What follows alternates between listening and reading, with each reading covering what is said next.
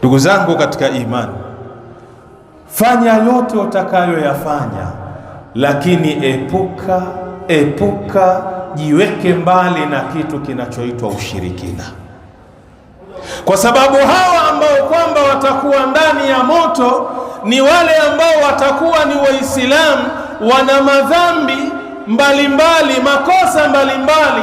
Allah atawaadhibu kwa kadiri ya madhambi walioyafanya katika hii dunia.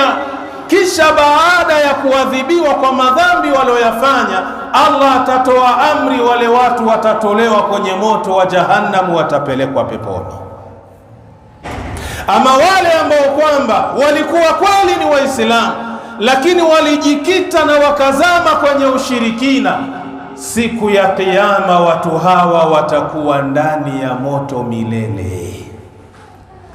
Sasa makafiri yaumul qiyama watakwenda kujuta wakati gani?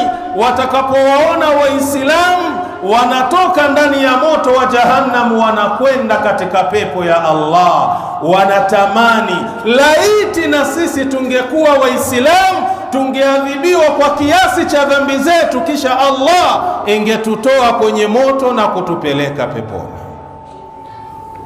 Nenda kwenye tafsiru Tabari, haya maneno utakwenda kuyapata.